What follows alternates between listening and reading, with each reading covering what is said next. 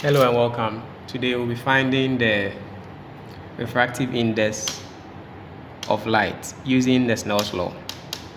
So today we'll be using glass block, rectangular glass block, right? So first of all, we need to trace the edges of our rectangular glass block, right? Very well. Now, after we do that, we need to draw a normal, okay? The normal that we will draw shouldn't exactly be in the center, okay? Avoid drawing the normal exactly in the center. It should be a little bit towards the left side, right? So somewhere here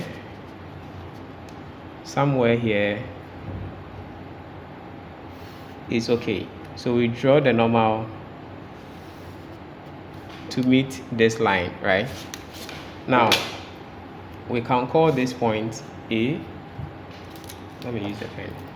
Then call this point B, D, and then C. And then we draw a normal. So the normal, we can call it N, and then O, and then M, right? So the next thing we need to do is to draw our angle, right? We draw our angle from the normal, right? It should be from the normal, right? Okay. Not towards the normal, from the normal, right? Note the difference. So we can place our protractor on it. So let's choose any angle to start with. We can choose 50 degrees, right? So this is 10. This is our 90 degree, right? So on this point where the normal meets our line AB, we place our 90 degrees there, right? Like this, right?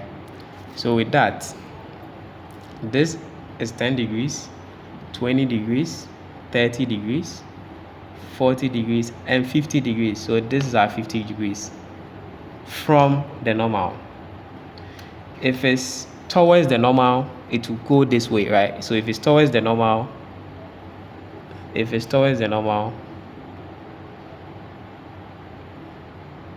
from here, right? When it's towards the normal, it will start from here. So this will be 10, 20, 30, 40, and 50 towards the normal. So know the difference. From the normal. So ours is from the normal. 50 degrees from the normal. Okay. So when we get our 50 degrees, we mark that point. We draw a line. From this to join point O, right? So this is our line. We call this line the incidence ray, right? So we can put one arrow here so that our light will be going through that direction. So this is the incidence ray. Then we can name it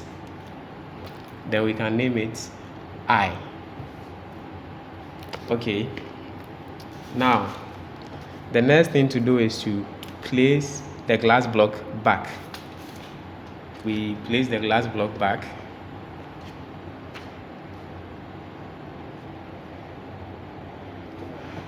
Exactly how it was, right? Like this, right? And then before we trace the refracted ray, we need to put points, right?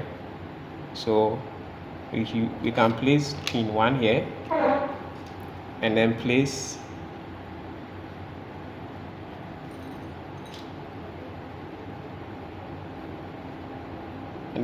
pin 2 here, like this, right?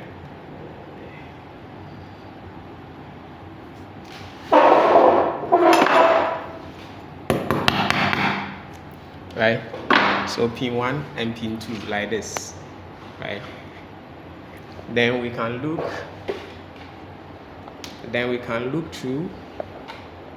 When we look through, we see that our pins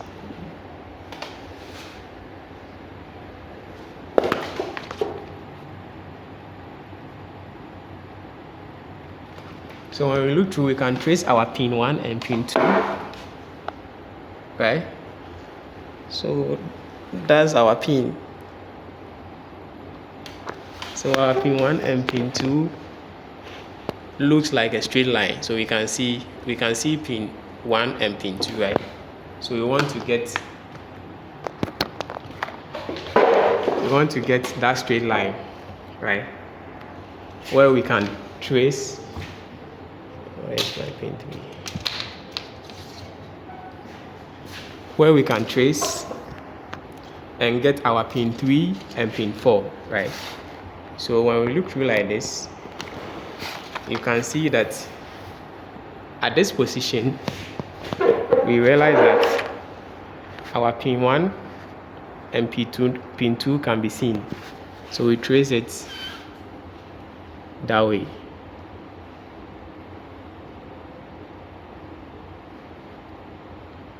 This point, right? So you see it's a straight line. At this position, they are in a straight line, right? So where pin 1, pin 2, and pin 3 forms a straight line through the glass prism, right?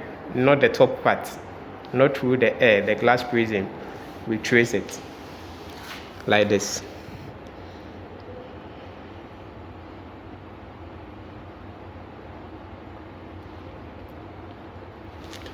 So something like this, right? So we trace our pins like this. Then after that, we remove our pins, right?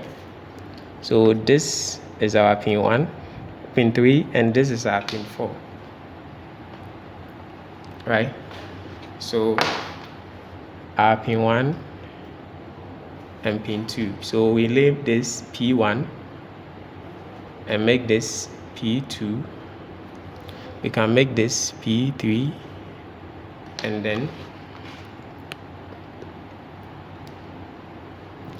then P4.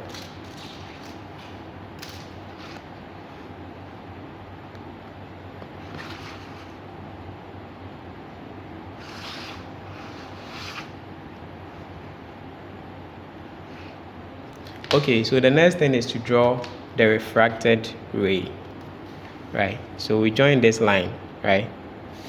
We have to join pin 3 and pin 4 first to line CD. So we join this to line CD, right? Like this. And then where the emergent ray, so we call this the emergent ray. Where the emergent ray meets line CD, this point, we draw the refracted ray from point O to this point, right? So we can say this is point Z, right? We can say this is point Z. So now we can draw our refracted ray from point O to point Z like this.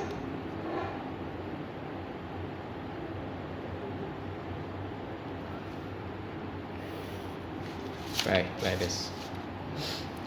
Okay, so now that we've done this, we can say this is angle R, the angle of refraction. This is the angle of refraction. This is the angle of incidence.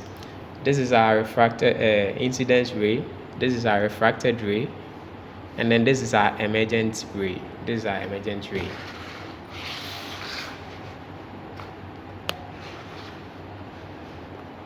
Right, this is our incidence ray. This is our angle of incidence. This is our angle of refraction. This is our refracted ray, and then this is our emergent ray. Okay, so the next thing we need to do now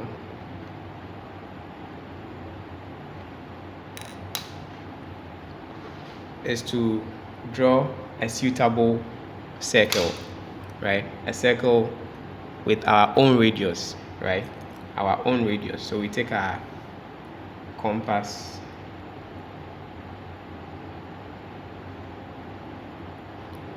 take the compass,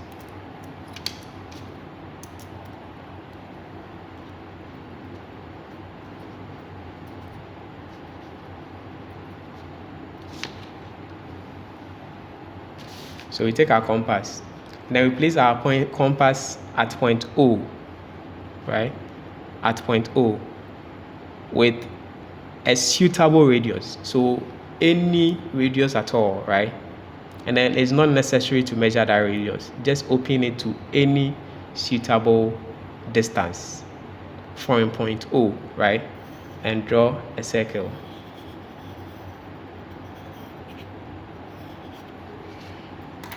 So this is our circle, right?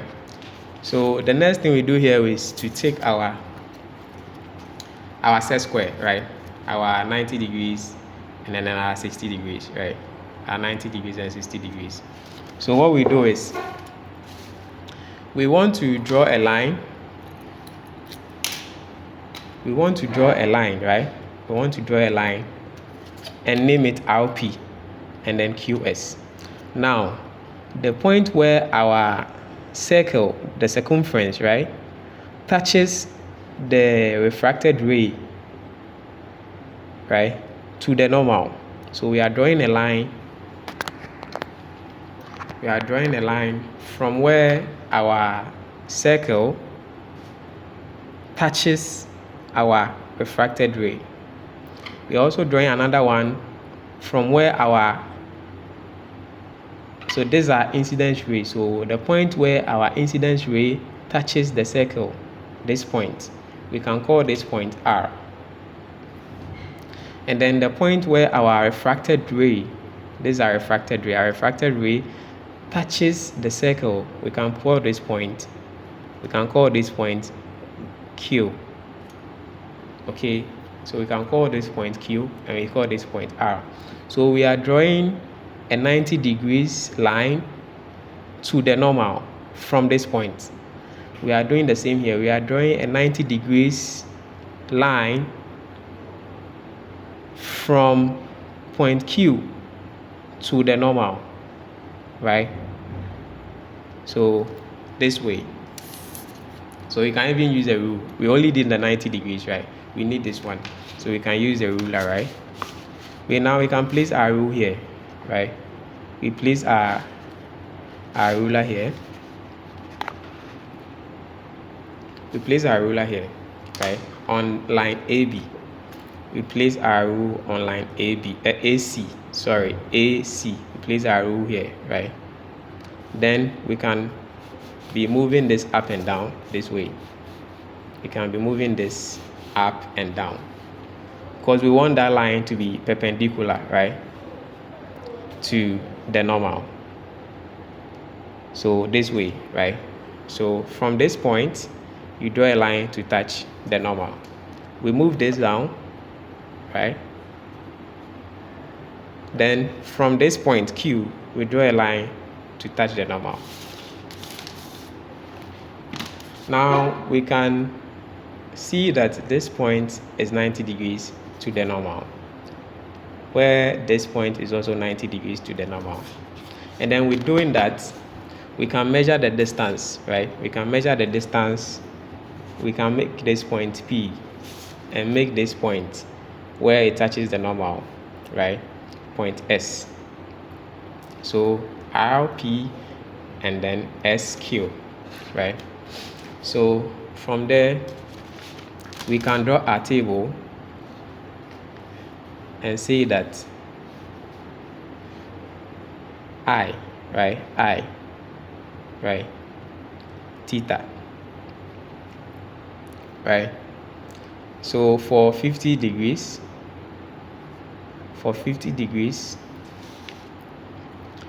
we have RP and then SQ. Okay. So for 50 degrees, so probably you start with 20, right? Because I started with 50, let me just, so for 50 degrees, you take a measure, a rule, and then measure this point, 2.5, so we have 2.5 centimeters. Then you also measure this point, you see, then we have 2 centimeters, 2.0 centimeters, right? Now, mind you, this is in centimeters. This is also in centimeters. So there is no need to bring units. You attach units to the values in a table. You don't attach units to values in a table. You add units to the quantities so that it affects everything in that particular column. Okay. So that's how we record the values. So for 60, after doing all this, we record RP and QS. For 70, you do the same thing till you finish. Now, after saying that, we know that sine I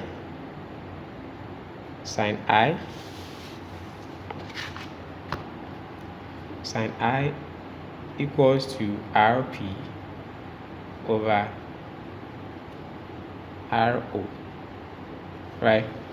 Sine I equals to RP over RO, right?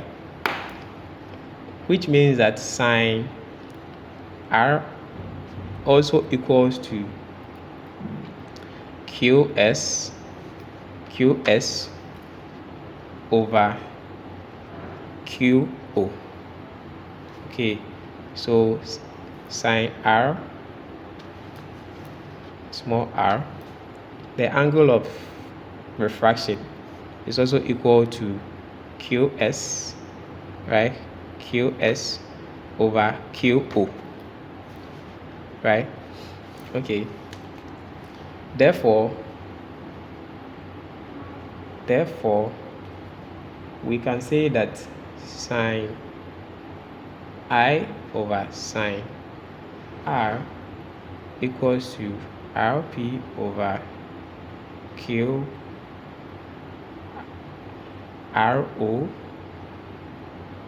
RO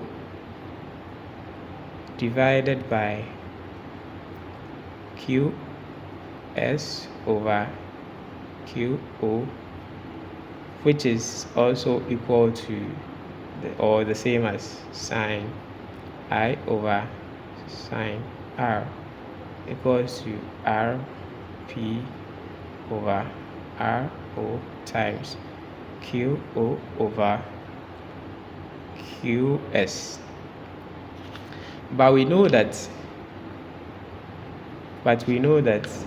RO equals to QO, which is the radius of the circle. So when we check the diagram, we said that RO equals to QO. RO, right? This is point R, this O, and there's this Q. RO is the same, the distance from here to here is the same as Q and then O, right? So RO equals to QO, right? So if RO equals to QO, then we can say that sine I over sine R equals to RP over QS. Okay.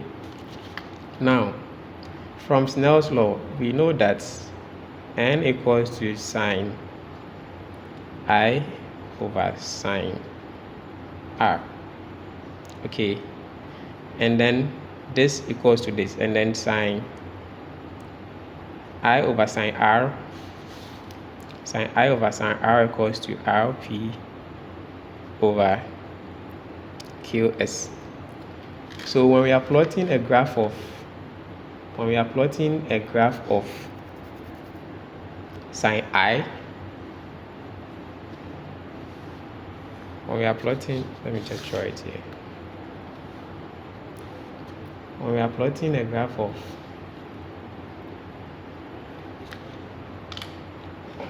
QS against RP, right? We are plotting a graph of QS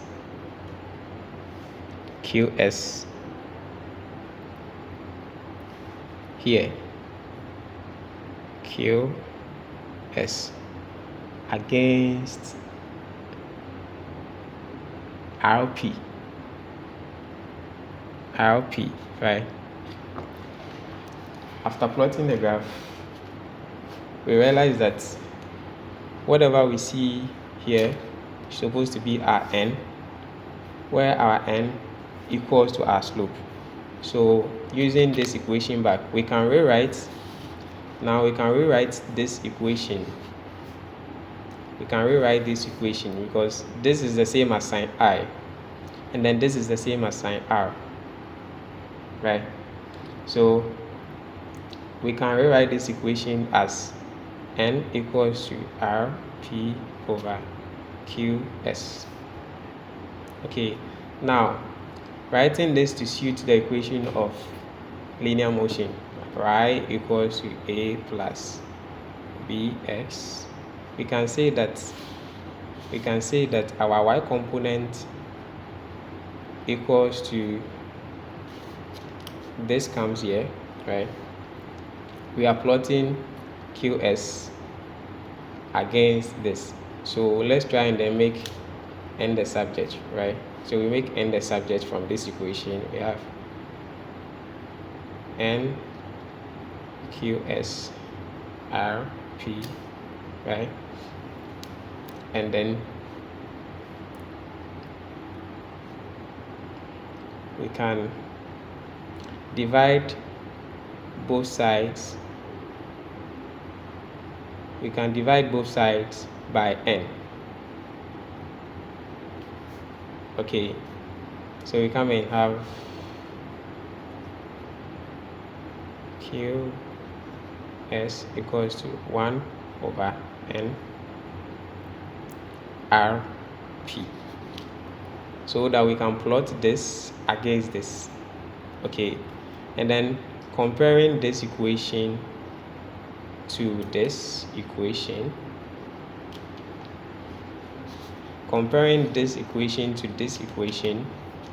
we can say that our y component equals to this. This is our y component, this is our x component. So our slope or our gradient will be equals to 1 over n.